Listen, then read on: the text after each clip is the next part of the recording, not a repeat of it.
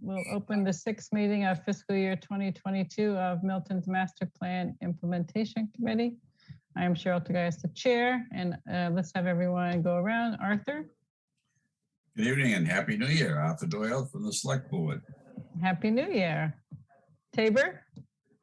Hi, Tabor Keeley, representing, well, I'm on the board, but the MAPC slot, I guess. All right, great. And Dick? Dick Burke, appointed member. And Allison? Allison Quinn, assistant planner. Deputy Director of Planning and Community Development, I think is the appropriate title, right? It is, Cheryl, but that's such a mouthful, you know? It's confusing to me, you know? Have to come up with an acronym. Okay. All right. Dick has some time limitations tonight, so I think we'll, unless, well, do you want to just take a couple of minutes to do a staff update? Allison? Sure, I'd be happy to. Okay. So I was hoping to be able to share some news with you, but it turns out that I'm going to have to wait till the February meeting of the Seaport Economic Council to give you guys an update on our pre-permitting and dredging application. We had been invited to participate in the January meeting, but it was Zoom bombed, which was kind of interesting.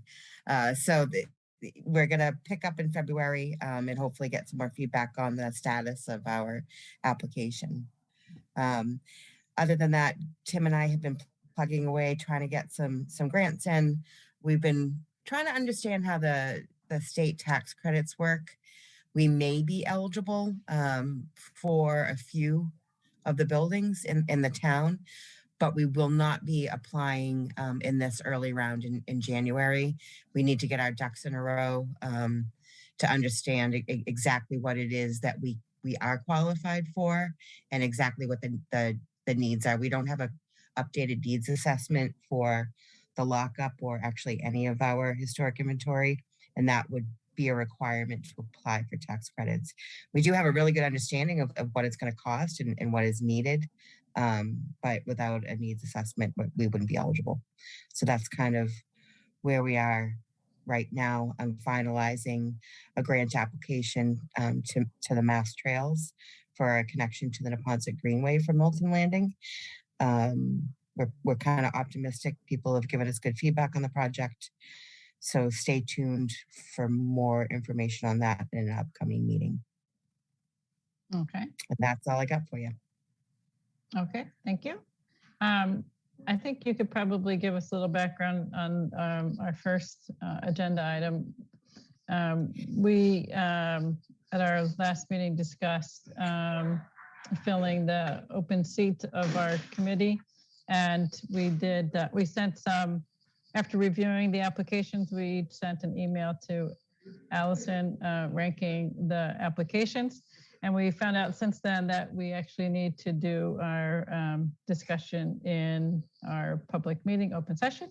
So we have it back on the agenda tonight. So Allison, did I frame that correctly?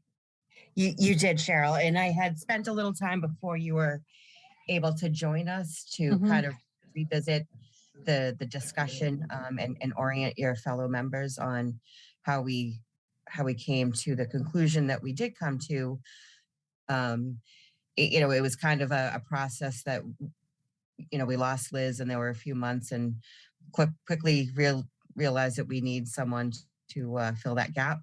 And the criteria that we had discussed was really, somebody who had submitted an expression of interest volunteer form for the MPIC as a priority, someone who was oriented or volunteered in some capacity on some kind of planning exercise or other townwide initiative, someone that wasn't currently serving on a board or commission, although I think Elaine does serve on the personnel board, but that's kind of outside the scope of the work that MPIC is, engaged in. And then the fourth was kind of, reconnecting to make sure that they were still interested in available. So those were the kind of like the criteria that we had hope to be able to identify someone who would be a good fit for the board. If I'm missing anything, let me know. But I feel like that was kind of the crux of what our discussions had been. And so just to be clear again, so we're going to make a recommendation to the planning board and the select board, who are the appointing authorities for this, right? Correct. So what we're going to do now is to take a vote tonight on that selection, and then the next step of moving those recommendations to those boards, right? That's 100% correct. And I will go to those boards after you've taken your vote. Okay, so based on what those criteria that you just went through, the ranking, the person who received a ranking from us via email is Elaine Benson. And I believe Elaine is with us tonight. I see her there. And so I don't know, Elaine, if you would like to say anything, but or if you're just here as an observer, and see what's happening with the committee tonight and what you're going to hopefully be equipped or ready to jump into in February. But you're welcome to speak.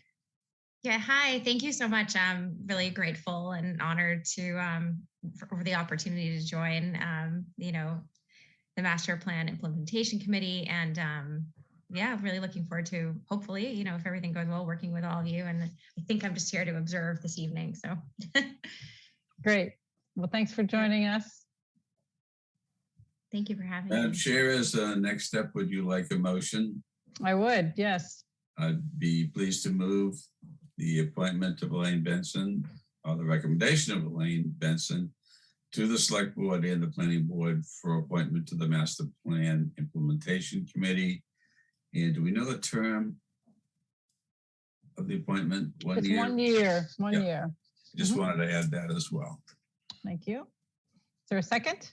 I'll second that. Okay, then all those in favor, Dick Burke, Yes. Arthur Doyle, Yes. Tabor Keeley, Yes. and Cheryl Tagayas, yes. So Allison, hopefully now you can send that to the boards and have that get on the agendas before our next meeting so that Elaine can join us as an official member at our next meeting. Will do. Great. Madam Chair, if I may. Yeah. Allison, to help, the next meeting of the Select Board will be on the 12th of this month. And that agenda will be locked up tomorrow, I believe. And I think— So Arthur, Cheryl— can I ask you a favor? I will be actually out of town on the 12th.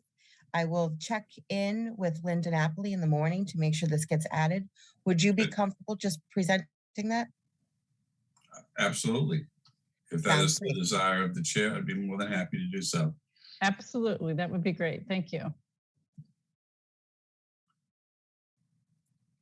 And then Allison, let's see, I think, would there be adequate time to add this to the agenda for our Thursday meeting? If you can reach Denny tomorrow? Yeah, I don't have an see why updated not. agenda? Yep. Is this something that would have to appear as an independent agenda? Yes, because it's taking a vote. Taking a vote, yes. Yep. And, okay. I believe our agenda is pretty light for Thursday, so I don't think this would take much time. Sounds good. I'll make sure it gets added. Great. Okay, so I'm going to just jump quickly to the library parking because I don't believe we have a lot of new information. Allison and I spoke about this last week. So Allison, I know there were some follow-up steps. Can you just give us an update? So Chris Hodlin, library trustee, had reached out to me. I told her that I didn't believe she would need to miss part of her meeting to attend tonight, and that hopefully we would have more information for our February meeting. But if you could just give us any updates that you may have. Sure. Arthur, you have your hand up. Did you want to jump in? Madam Chair, if I may interject on a matter related to the prior subject. We had at our last MPIC meeting discussed the possibility of an expansion of the MPIC beyond 5 members, Yes. not discussing or setting a number of what it might be. And I understand there have been subsequent conversations about that. The chair of the select board is prepared to include this as a recommendation on Monday's select board agenda, particularly with respect to planning for warrant articles for the May meeting. If that warrant's going to close, if we miss the May meeting, then we miss a whole cycle. And if it's your will and that of the Master Plan Implementation Committee to expand the committee to have greater representation of interest, background requirements, other aspects of diversity, Okay. then we have an opportunity to do so. Okay. We did discuss that, and I think you did apprise us of that opportunity, and I apologize for missing that on and not discussing or putting it highlighting it on the agenda to discuss. So is that is it something as simple as in terms of what the article language might be? Is that to add, did we discuss adding how many more members, or did we think just one more member? I don't believe we did. I think there may have been mention about the fact that the Conservation Commission had increased itself to 7.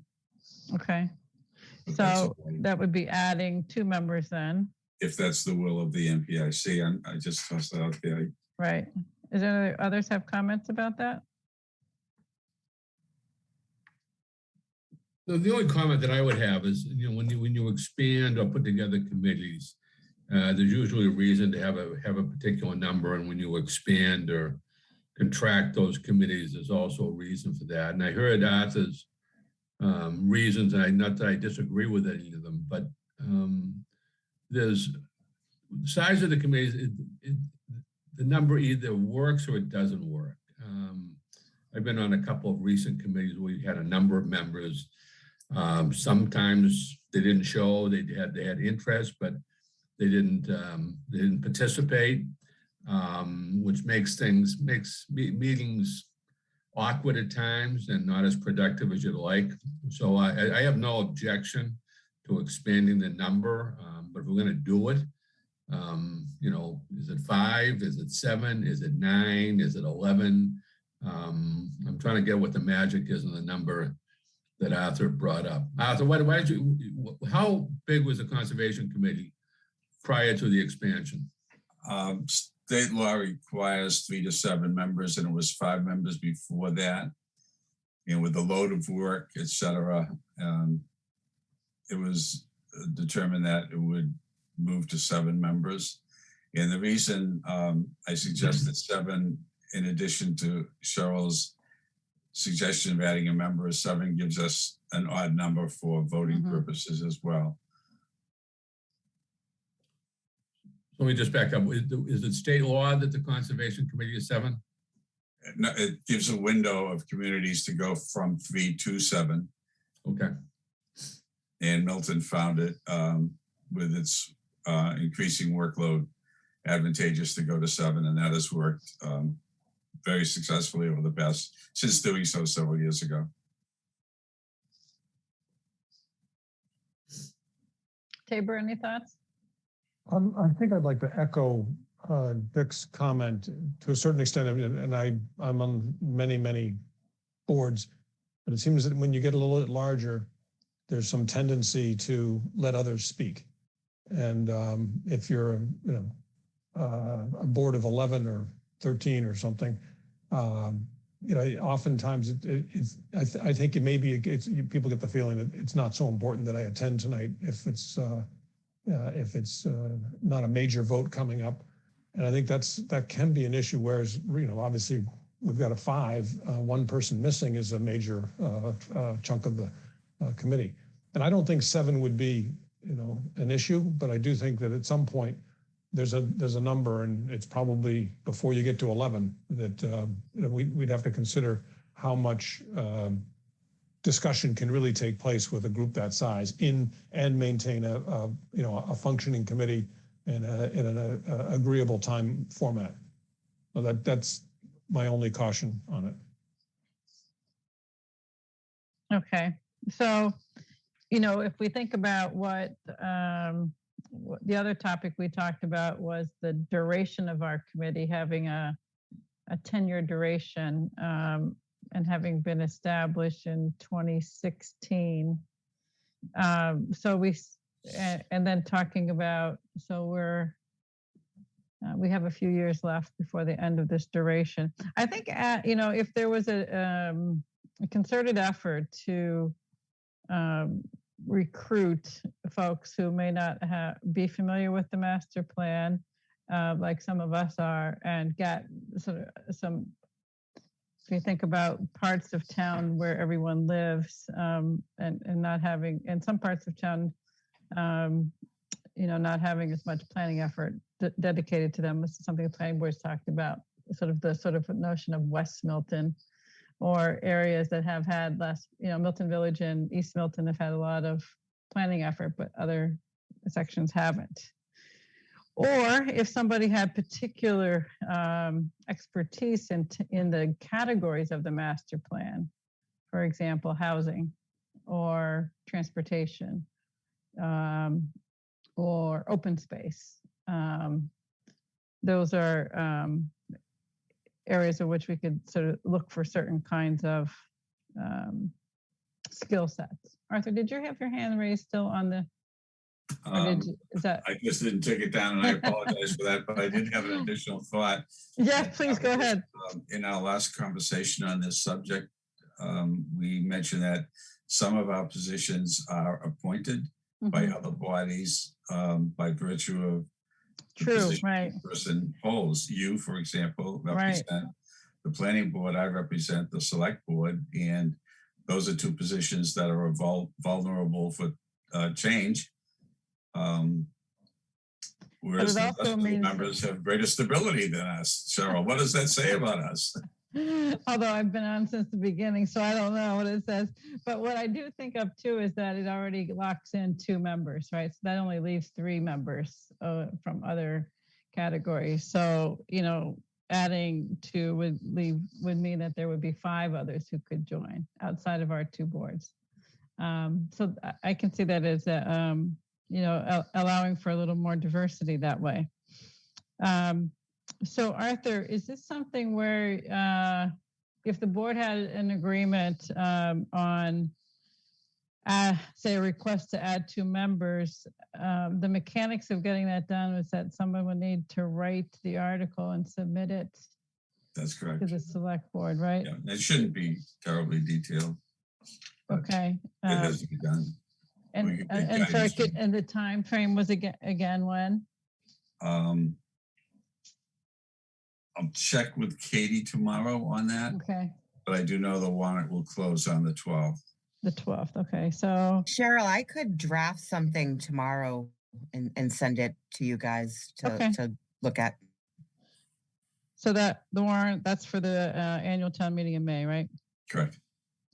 Okay. So Arthur, did you? I mean, it seems to me there's concern about anything more than 7. It seems to me there's an openness to go to 7. So if you want to make a motion, I'll entertain it. Madam Chair, I will move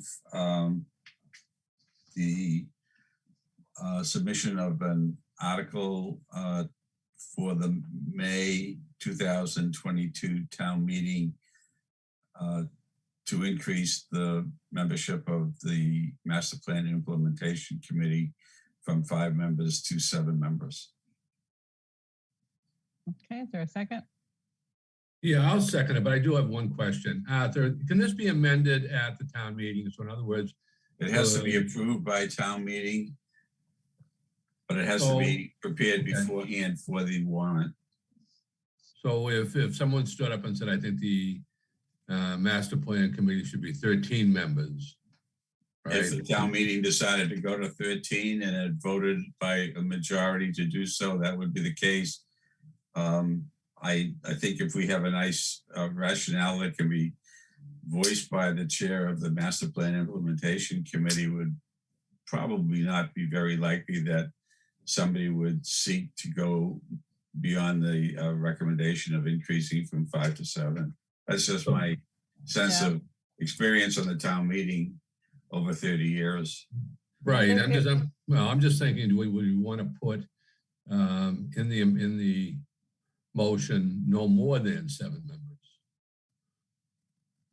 One thing I would say, Dick, is that when we would go to the warrant committee, and I would represent the committee, our committee, to go to the warrant committee with this article and ask that they support this number, I would provide our rationale for this number, and that would go into the comments most likely in the warrant committee's comments that goes into the warrant. And then at town meeting, I would think that if there was a motion to increase that number, our committee would be asked if we support that or not.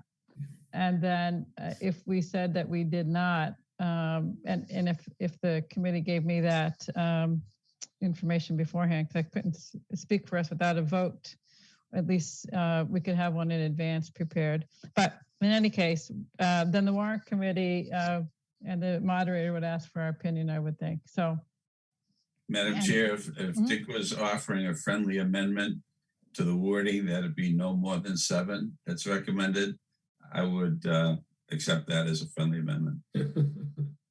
Okay. I just think it makes it easier, quite frankly. Okay. I think that it takes some dialogue out of a situation that I don't think really is going to engender much. But just in case it does, they'll have the justification from you, Cheryl, on the warrant committee as why we're going to 7, which I think everyone agrees with. But I don't want to get into I don't think you want to get into any sort of dialogue if someone says, well, if you have 7, why not 9? Why not 11? Why not 23? Right? Yeah. That's fine.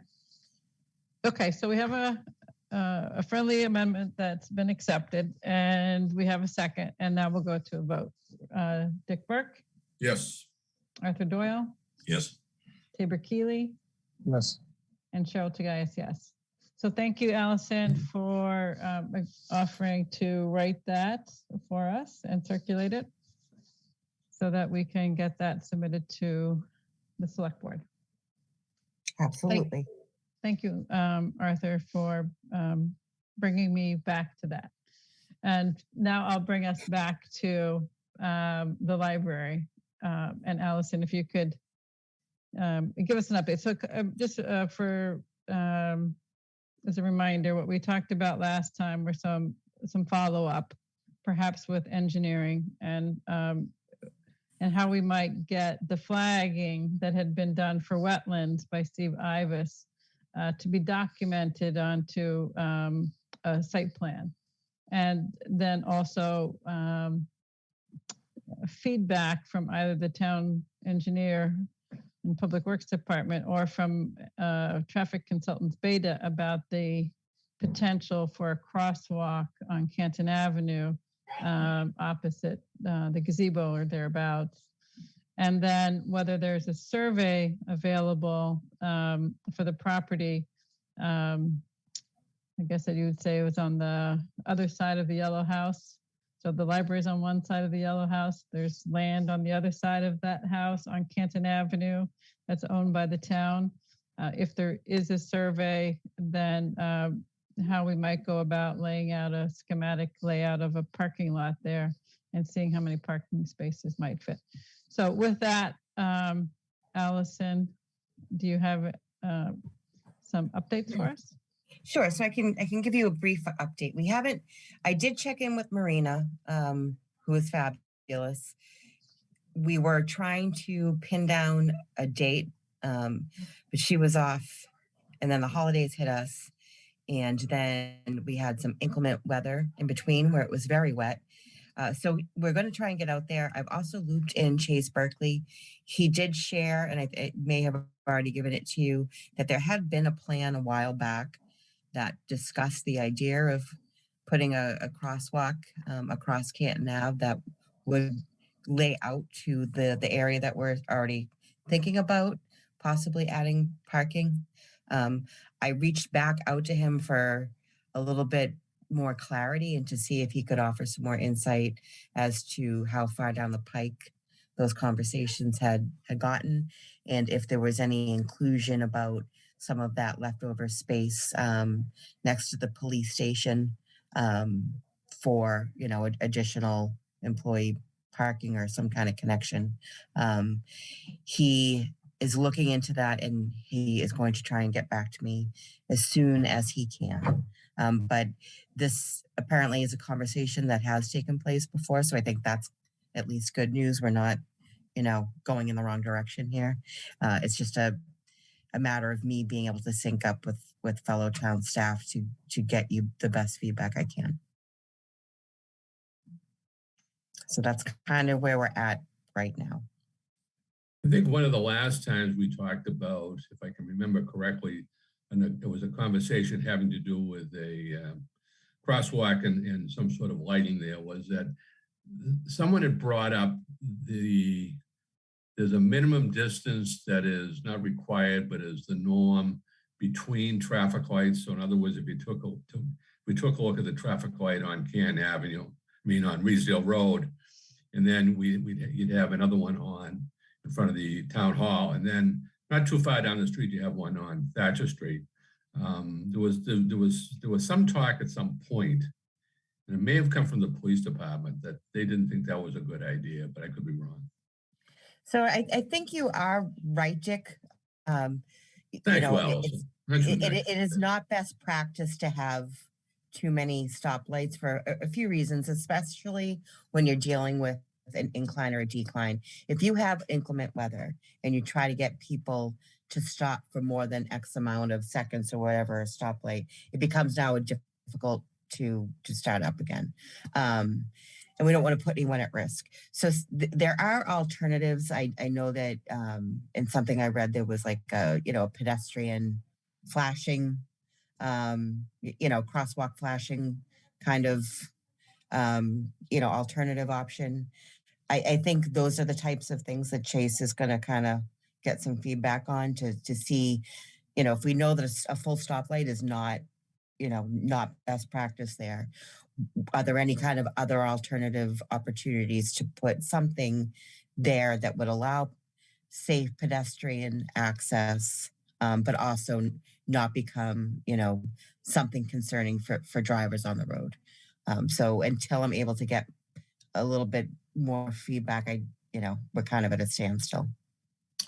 Yeah, I think what I recollect is there was also a public safety issue. There were people who were concerned about if people decided to having been sitting at the light on Reedsdale Road for any length of time to, go through that light and all of a sudden see a yellow light or even a red light at that axis trying to go through that to get down to Thatcher Street. I think, sometimes when you have too many of these stop lights close to each other, people have a tendency to try to run those lights.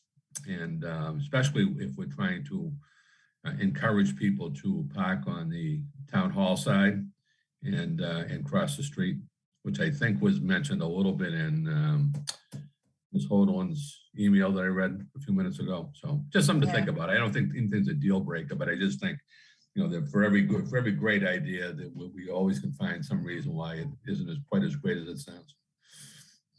I think one of the other things we discussed, though, was the likelihood or the practice in general that all of the kids that show up, for the most part, the junior high and the high school kids that show up walk.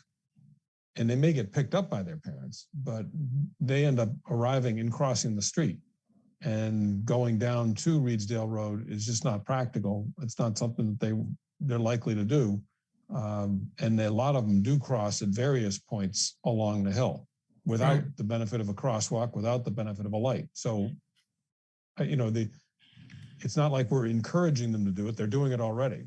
Mm-hmm. Yeah, I think we really need engineering professional advice on whether it's and how it's possible. I think Arthur had mentioned one time having a reduced speed limit in this area. Right. I've mentioned before, I don't live far from there on Canton Avenue. And while I appreciate that people might want to speed through the intersection, there's many times when you'll wait a few cycles to get through that light. So there's lots of traffic on Canton Avenue as well. So I really, I think if we have the capacity within the engineering department, fantastic. If not, I really would like to get Beta's input. I think it's important. The engineering department, apparently having considered this before, perhaps they can provide that input. And as far as the parking potential on for the library, I did forward you an email from Chris Hodlin, one of the trustees, providing some information I think that we had requested as to the need. And I'm not going to read word for word, but for the benefit of those who are participating who aren't members, she did say in her email that the library currently has 57 parking spaces, 3 of which are designated handicap. They have determined that they could use 40 additional spaces for their existing and current program offerings, and that in considering the next 3 to 5 years, they could use 50 to 60. And the way that they arrived at that was that in part by the largest complaint, and she says often the only complaint they receive from patrons is that there isn't enough parking, or that the programs are full and they can't add programs because they don't have capacity in the parking. And so she went into more detail than that, and we can go into that when we have more information to talk about this in more detail. But she also she said that there's wait lists for children's programs, and it's really limiting their ability to serve the residents at this point, not having enough parking. The other thing is that having it on the same side of the street is important for safety reasons, as we've discussed. Having something that's strollers, a lot of their clientele, I think she said to us before, are young families and folks who are older in age, and safety. That's both populations. There's safety of crossing Canton Ave is important. So I think we really can't go much further than that tonight until we get some more information. But I would like to keep this moving along, Allison. So if we can get that feedback and so that we can have a substantive discussion at the February meeting, I think I would appreciate it. Sure thing. Okay. So 2 topics left on the priorities and the spreadsheet. I just want to make a note about the spreadsheet, again, given Dick's time constraints of 8:15, I believe. The spreadsheet, we talked about filling in, and I know we all have been busy with the holidays and so forth. We had a Google Doc, and I just want to pull up the Google Doc just for a couple minutes again to refresh our memories. So Allison, if you could stop you're ahead of me. So I'm going to do a new screen share. And I've got lots of things open on my computer, so give me 1 second. Let me get to the right thing here.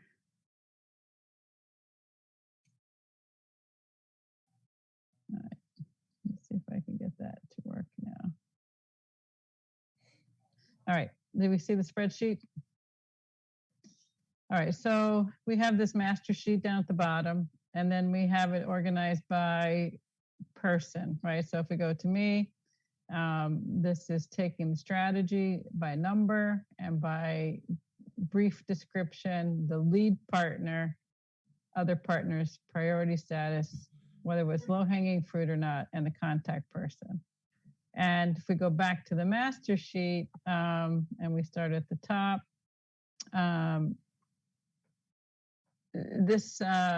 we spoke last time about looking at whether we still think certain things are low-hanging fruit or not. and whether progress has been made.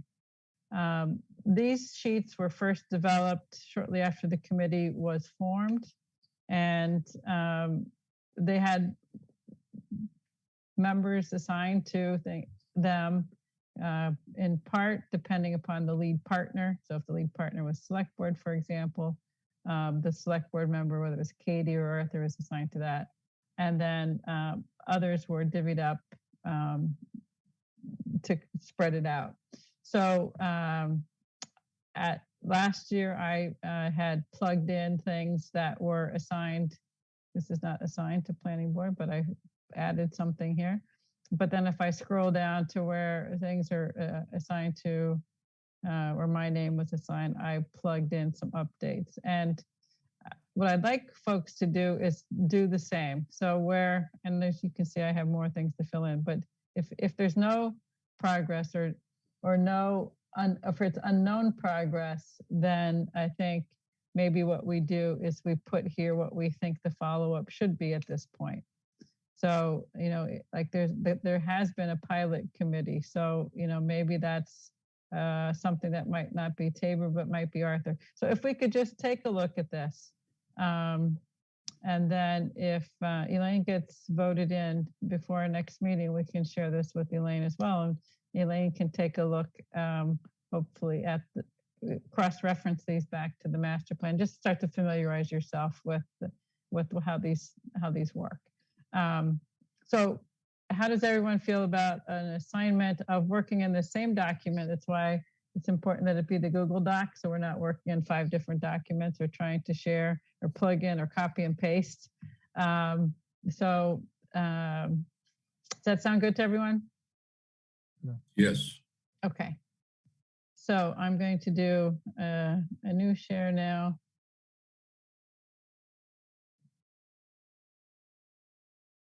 I spoke with Tim and Allison since our last meeting about, we talked at length last time about what our next priorities might be and about East Milton Square. And Allison brought up at last week's planning board meeting, East Milton Square wasn't on the agenda, so we didn't have a detailed discussion about it. But I wanted to come back to this is the Barrett report that was issued last year. And Tim suggested that we look at the recommendations. And so I'm going to move forward to the recommendations, and we can go back to anything anybody wishes to. But there's 2 pages here of text that we'll go through.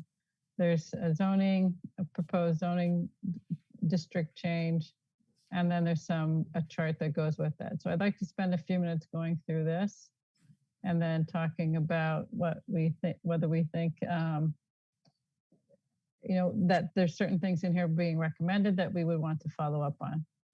And then we can report that back to the planning board. That sound good?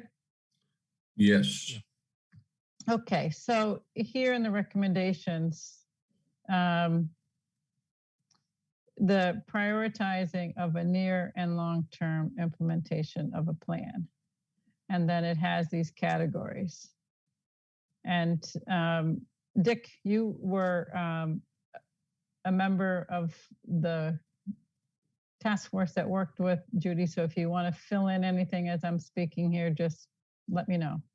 Well, this is a good opportunity for Elaine. I think Elaine, you were on the committee also, I know, and so I think this report is interesting as much as that some people only remember parts of what's in it, depending on their view of the world, so to speak. There's some selective amnesia in terms of some of the things we talked about. That I think really has to, at some point, really has to be dealt with and put forward as to what's in this report, what's not in this report, what's a recommendation, what's not a recommendation, what are areas of concern, what are areas of conversation. And because I think once and for all, we're really almost reaching the point where we really have to get our arms around what do we really want East Milton Square to look like, both short and long term? So these strategies, so Dick, Elaine, was there a vote taken amongst the group, or was there consensus amongst the group, or was there just any background on these strategies? Well, Elaine, do you want to say something? Do you want to hop in right now, even though you're not as an interested representative before you swear in? Yeah, I think I'm just trying to look through them. I haven't looked at this in a while. Yes, definitely some consensus around it with the So group. I'm kind of curious. I know that a lot of people have said in town, Allison and Tim, our planning department, have said that they feel as if there's been a lot of studies over the last several decades, and the implementation is the part of the recommendations is the part where that gets solved. And so I'm just wondering, in the first line here about having an advisory committee on strategy selection, is yet another, what would that group do that your group, the task force, didn't do, I guess, is one of the curious things that I have about that first one. I don't really have questions about the other ones, but having another group was something that I was kind of curious about.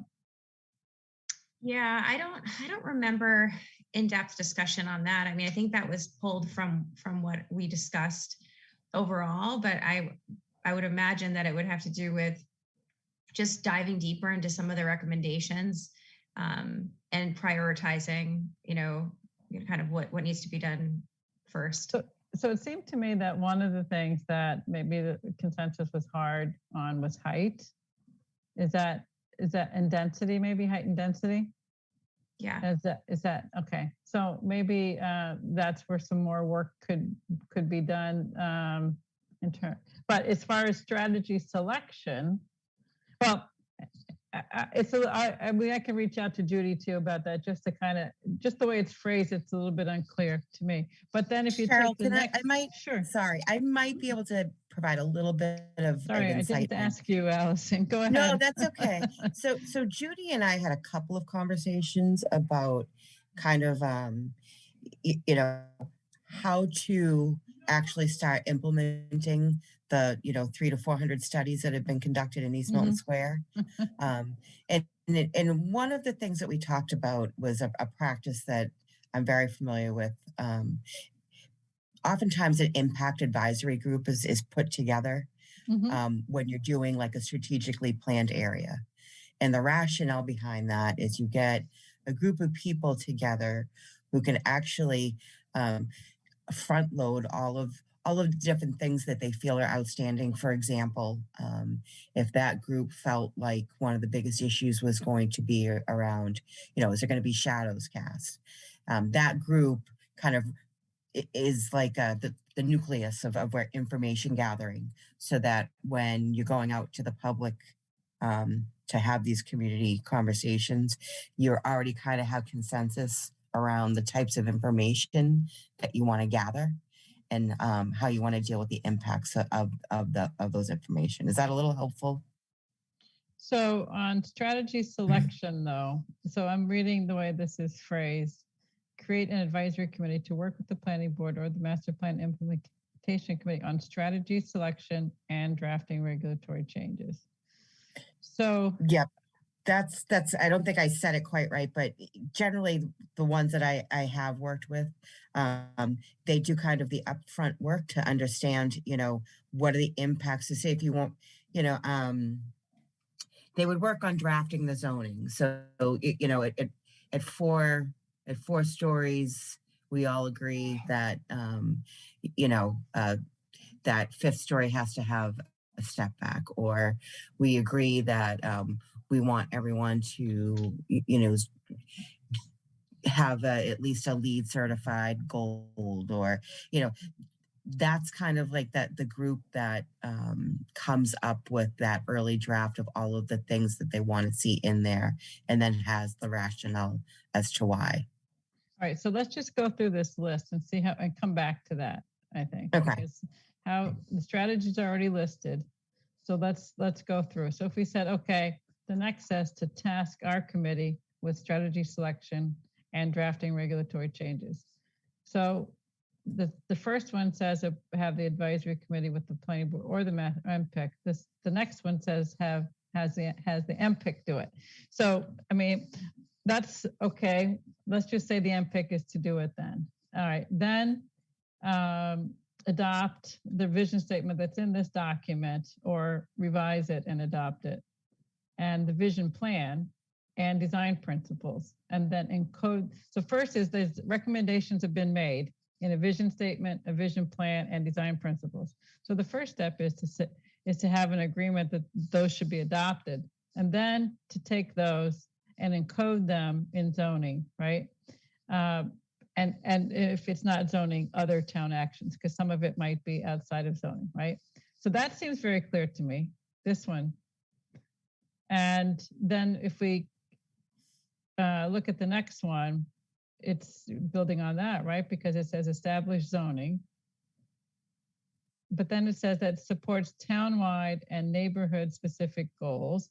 So that is looking at East Milton from townwide goals and then East Milton specific goals. And so it then references the master plan, the housing production plan, and the work that's already been done in East Milton, right? So that would be a lot to summarize, to go back and sort of look through those various documents, right? And come back and see if those are consistent with the vision plan, and the design principles. Do you see it that way, Allison? I mean, that's what that's suggesting. I do. The one thing that I'm still a little unclear on, Charlotte, if I can be honest, is you know, I feel like the workshop that was just conducted with Judy Barrett kind of did all of this front work. Right. That's kind of my thought too, is that if we were trying to build on all that various work, I kind of see that the Barrett is the most recent to build in a continuum of work that's taken into consideration these other plans. So if we go on to the underneath that category, and maybe that's just an overarching statement, and then it's more specific, because then the next says establish a new business / mixed use district or an overlay district. So their preferred approach is a new business mixed use district versus an overlay, which is what we did in Milton Village. And I think as far as why that, in terms of the technical aspects of that, we would just need to get maybe their feedback on why one is preferred over another. I think my understanding in particular is that they do believe, and we get down to the last one, that mixed use by site plan approval in a newly established district or overlay district. And if you remember, Milton Village is by special permit, and that means it's discretionary. When it's site plan approval, it's not discretionary. It gets approved, and what the site plan approval does is set all of the parameters for it, but it's not something which you say no to. And so I think that's something I remember her telling us that they recommended. So that would be something. And then if you look at the item that says expand the business district to incorporate existing businesses and allow room to grow. If we look at the map, tell me what that means. What does that mean? Well, like this let's see, this is the post office, and this red triangle is actually zoned residential, even though it's been business for, I think, 70 years. This area here, I believe this is where the law office and then the physical therapy office are here. And those are zoned residential as well, even though they've been business for many years. And then, so it's some of these things, so when they go back to make any changes to the buildings here, it's a different process than if it were in the business district. And there might be variance. There's all different ways in which these things exist here when they're not under the current zoning. And it's actually confusing and cumbersome for property owners, neighbors, and review bodies, actually. So Well, that's what what happened that's is- about.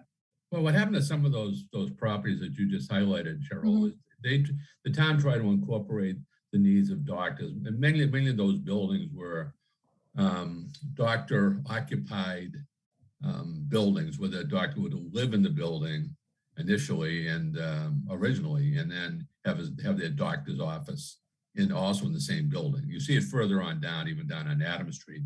But Dr. Wickstead used to have his office, but it wasn't unusual, and I don't think it was ever intended to be a true part of the business district. Not that it couldn't change, not that it was not being changed now, but that was the original intent. Yeah, but now the law office and the physical therapy are not any place. Well, actually, there's mixed use actually where the physical therapy is because there's apartments above it. But that was that's what that meant, Dick. You know, we Yeah, can go into exactly. the And merits that's, of it. those were all doctor's offices, almost all the way down to the corner of, down to the corner of Brook Road and Adams Street. Although they were all doctor's offices, and they were all initially occupied by those doctors. And that was that's how the thing got a little fuzzy in terms of what the use was. And then you have the office building here at the corner of Squantum. You've got St. Agatha's. You're going to have a fire station. And so that's what the expansion was. And then I think there's transition zones, mixed use transition zones was some discussion about some of what you're talking about, a combination of living and working out of the same property. And that being a buffer between the more commercial, larger mixed use and the more single family residential. So that you don't go from something that's, the bright red here to the single families, that you have a transition. So I think that's my understanding in terms of what what this item right here was. And then the sub-districts is related to that, right? I mean, well, I just pointed out the sub-districts that there was, and when we look at the sub-districts, what it's doing is allowing for different density, different height, et cetera. So, and different even first floor requirements. We come back to this. So establishment of those sub-districts, and then calibrating the building and site standards to the sub-districts. And so that's, again, the sort of idea that it's not all one set of criteria, zoning criteria, that it's calibrated. How many sub-districts, Cheryl, can you see on your chat? I see. What are you talking about? Well, there's 3 outside of the single family residential, right? So it's the mixed use center. Yeah. This is called Gateway, mixed use Gateway. And then this is called mixed use transitional. I mean, this is in Manhattan. I mean, we have one central business district, and I think this is part of the discussion that I remember, and I think Elaine could maybe back this up. There was quite a bit of conversation about this, and it really comes down to at a point where some residents have it in their, usually long-time residents have it in their mind, there is an acceptable size and scope and space they will go along with. And there's other people who have said, gee, I can remember a discussion, I think Elaine even may have been part of, we were talking about heights of buildings. And I think that'll be the next point we'll talk about, is that five stories versus 4 stories, so 3 stories. I mean, that was, we talked ad nauseum about that. And I think in one of the articles in the Milton Times, I think Elaine Carroll, that wonderful writer, was listening to this. Judy said the group could not agree on the tolerance level for taller buildings. And I think that's where the rubber sort of hits the road with parking and traffic. So, you know, I get the different sub-districts within the zone, but it's really not that big a piece of property. You're almost doing spot zoning, aren't you? Well, I mean, in terms of the merits of each one of these, I think we're going to need more time to discuss, Dick. But I think, you know, if we said that these are the strategies that were outlined, and if our task would be to select the strategies and draft changes, we're going to need to discuss each of these strategies, you know, Right. more carefully. But I just want to run through them if you don't mind, because I know No, you do please have don't. limited. Please Yeah, don't. okay. So the next one, you're right, is the height and discussion of that. And I know from the planning board's discussion of 440 Granite Avenue, we've heard a lot of comments about height. And then parking requirements. We've had a lot of discussion about parking, traffic, and loading issues, even on this committee. And then I mentioned already here the permitting mechanism. So then if we go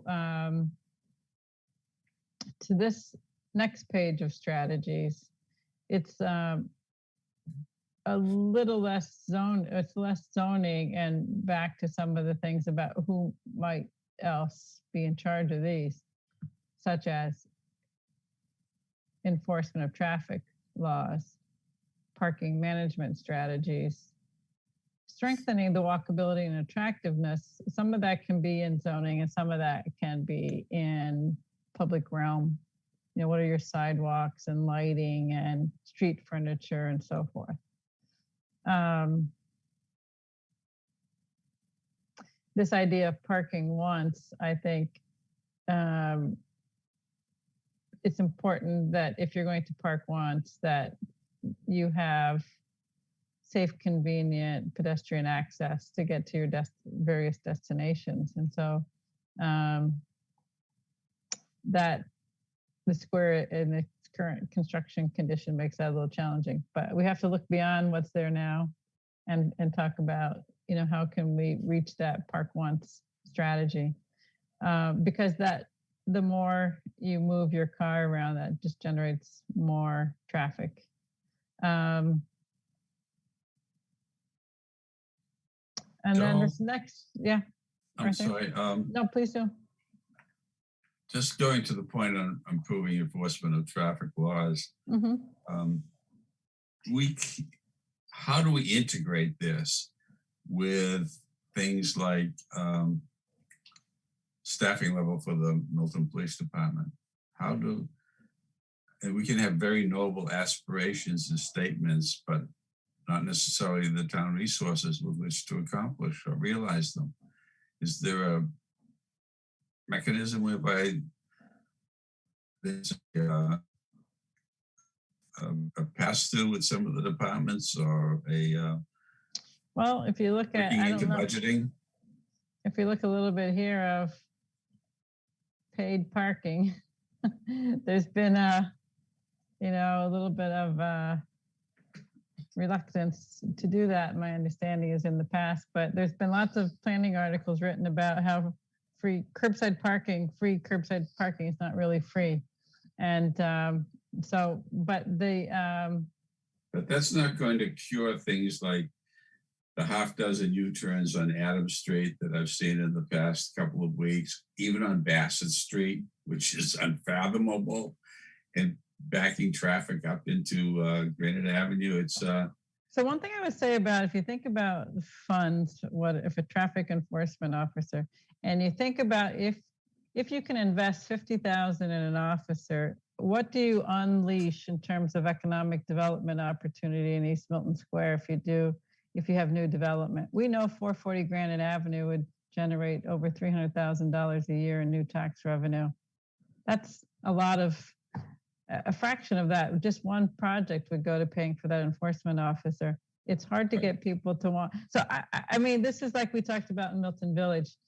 You have to make a little investment, but your potential for that investment is unlocking your business districts for some new income. And that's a conversation I think that has to be had. You know, and I understand there's lots of budget priorities in a lot of different places.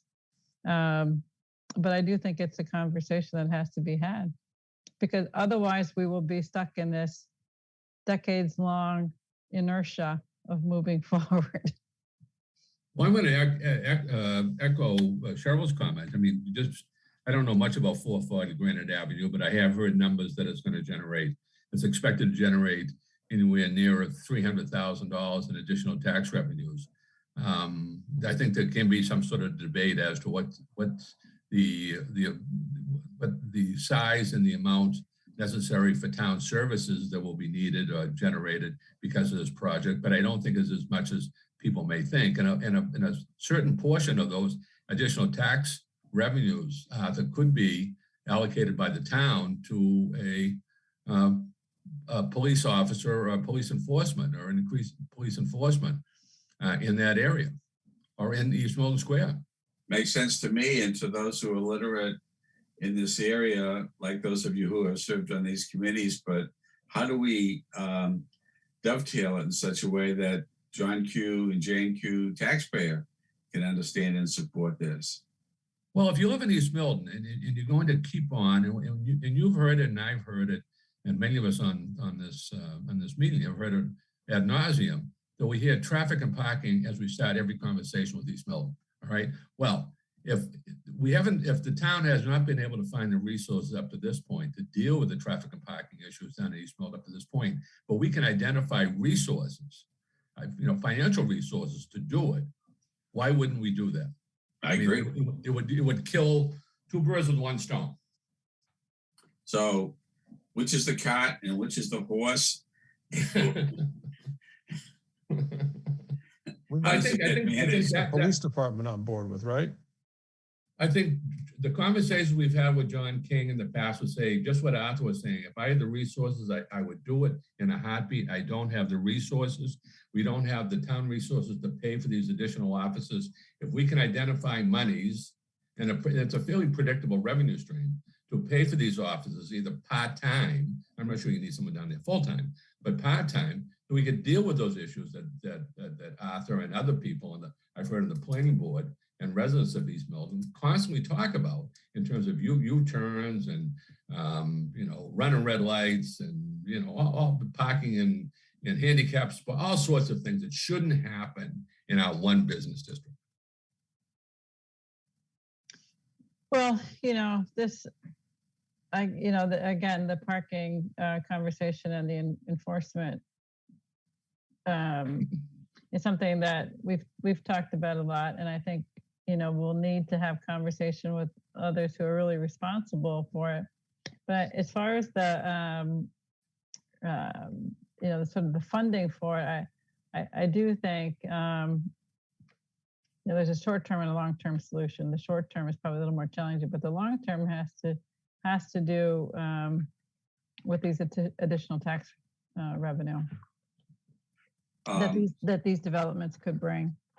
If I may go back to the cat and horse analogy, which comes first, one very seldom hears the argument, well, if we want these improvements, this is how we can pay for it. Instead, we get an individual development initiative, and we hope that we'll get increased tax revenues, but we don't know where those tax revenues are going.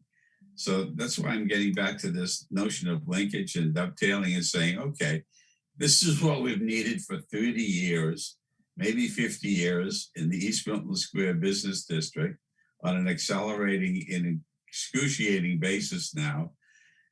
This is what it's going to cost. Now, if we do this over here, like a 440, and realize these numbers of dollars, then we can address those.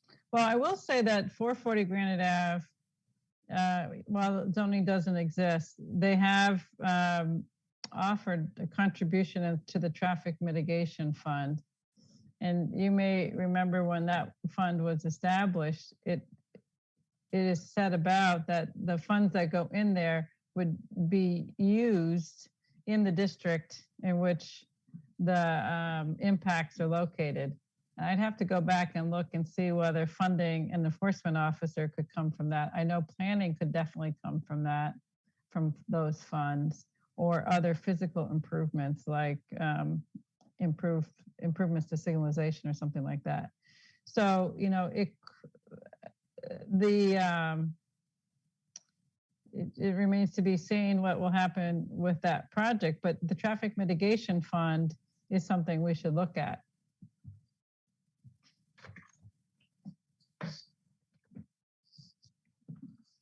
But Cheryl, 440 isn't going to be the last project that'll be going to be talked about or may happen in East Milton. So I think that part of the idea may to come to some sort of a semi-agreement that a portion of tax revenues generated by a project would go to some sort of traffic enforcement. And that's just an internal transfer, Arthur, I would think, between revenues coming in, you're looking for a pay for. That would be part of the pay for to go to pay for a police officer for some part of the day, 5 or 6 days a week. Right. All I'm suggesting is that as part of the dialogues, we identify the ducks in a row and then the ways in which they're going to be paid for. Yes. Great. So you could also look at, we have the funds in Milton Village, and while we can't have special purpose funds, we can have, per the Attorney General's office, and we have to come back with some revision to the zoning for that. But having a requirement for funds to be paid in and for those funds to stay within that district is allowed. So we could look at what zoning could be put in place. For Milton Village, we talked about additional affordable housing for historic preservation and for open space public realm improvements. Maybe part of East Milton is traffic mitigation measures. So, we could look into that. I think at some point we're going to have to deal with this traffic and parking issue in East Milton. I mean, that's we can talk about it forever, but until something is done, so we can take away these anecdotal but real situations that Arthur brings up, and I've seen them myself of people you turning, double parking, all sorts of myriad types of traffic offenses, traffic and parking offenses we see down in East Milton. I don't know where we're going to get to, okay, in terms of any sort of meaningful and thoughtful development in East Milton Square, which is going to happen one way or another. All right, I'm going to table that, Dick, and come back to it just so we can finish this chart, okay? Yep. So this next strategy on inviting members from the Affordable Housing Subcommittee and the Equity and Justice for All Advisory Committee in planning efforts, I think that dovetails with what we were talking about earlier in terms of expansion of the committee. So we could talk about how we might do that. Again, not in detail right now, but I think that strategy, in terms of if we're looking at which of these strategies we should adopt, we're going to need to flush all of these out. Here, prioritizing environmental sustainability, that can come in concentrating development in existing centers. Stormwater management in East Milton Square is probably not a place that I'm not sure. We have to talk a little bit about how that might be. Green stormwater could be done, green roofs, capturing rainwater for reuse and irrigation kind of things, stuff like that. Incentivizing net zero buildings. Maybe we have some baseline zoning. It's a baseline that you have to do certain things to get to do one of these projects. Complete streets. That's something already in the DPW's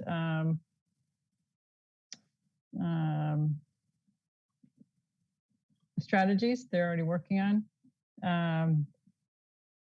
But talking about how to accelerate that in East Milton, I think public realm incentive of some sort could be part of that. Looking at the public transit, the shuttle bus.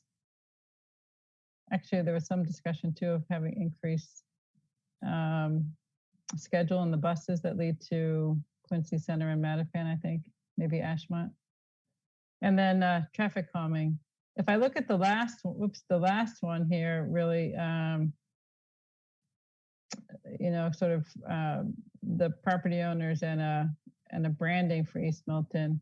I see that as somewhat separate from sort of the zoning initiatives, and who's best to do that might be the planning department themselves, but we can talk about that. So just quickly, the map we talked about a little bit, but then I just wanted to show this a little bit. So here, Dick, when you asked about how many sub-districts here, it's explained what would be the purpose of those sub-districts, and then the possible dimensional zoning for those sub-districts.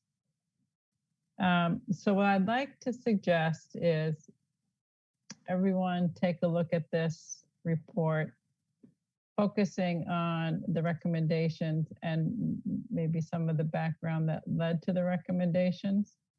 Like if I go to section, the final concept and vision, because, again, that's part of the very beginning of what we reviewed.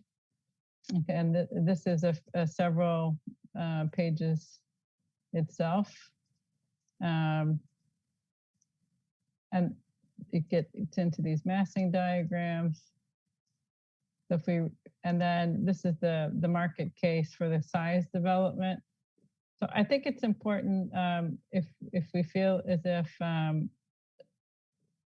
we want to take what is suggested here and that we take a lead in this, that we all become pretty familiar with these strategies and what led to them. So does that make sense to everyone? Yes. It does. Could would it be possible, I know it's one more thing for Allison to do, but remind us in 2 weeks?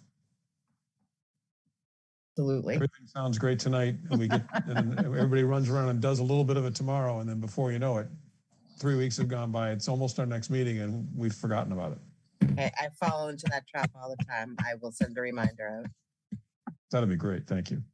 And what's worse, Taylor, is feeling guilty about it for a couple of weeks. Yeah.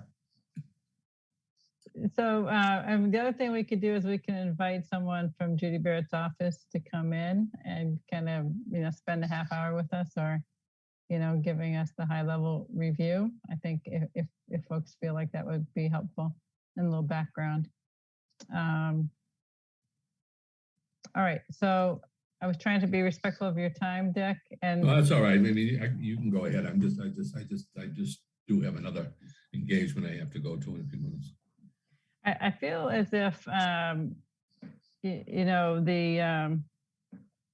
it's important if we can kind of come to our next meeting.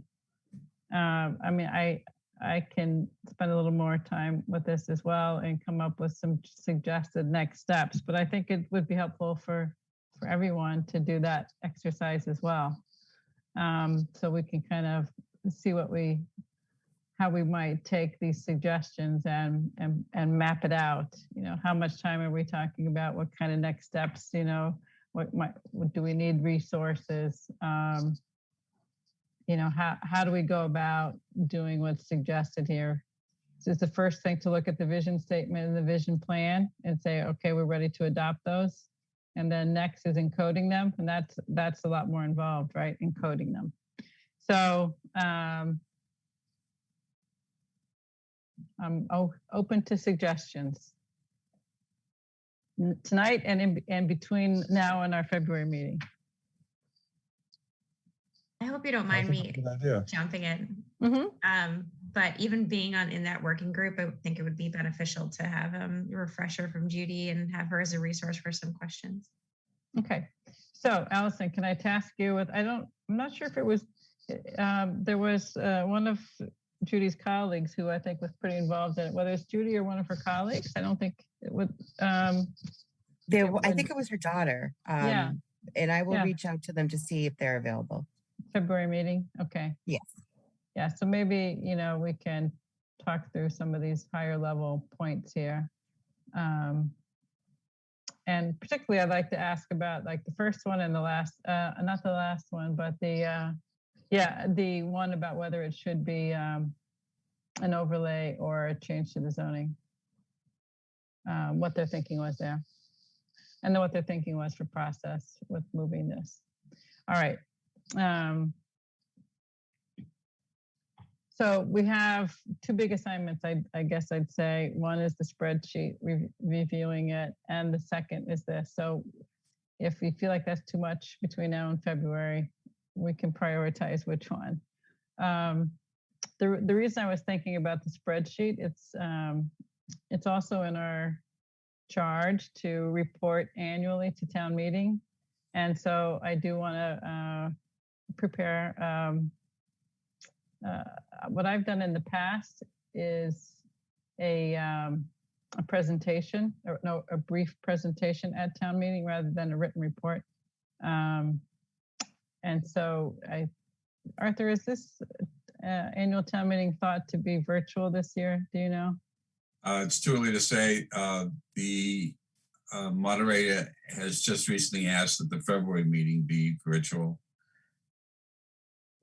I think the state law requires that they be in person after like March 15th or something. Because it was not. That is true. I think what people are hanging fire on is whether or not this Omicron version of the virus is going to create an extension of that. So that's why there's a degree of uncertainty. But absent that, you're right. So in any case, I didn't prepare one last year, so I feel as if I should prepare one this year and request of the moderator to speak on our behalf, as I did in past years. So that's why I would like to highlight our accomplishments. And maybe it'll be a good complement to our request for additional members. All right. Well, think about it and give Allison or me some feedback if you'd like. I'm going to stop my share here. All right. Anybody have anything else before we part? All right. Then I will entertain a motion to adjourn. Second. Wait, so who moved it? Oh, Tabor moved it and Dick seconded. All right. All those in favor, Arthur. Arthur, you're muted. You're muted. Some people prefer that. Yes. Tabor. Yes. Dick. Yes. And Cheryl, yes. And we look forward to seeing you next month, Elaine. And thank you, Allison. Good night, Hopefully everyone. it didn't scare you off. Good night all. Good night, everyone. All right, good night.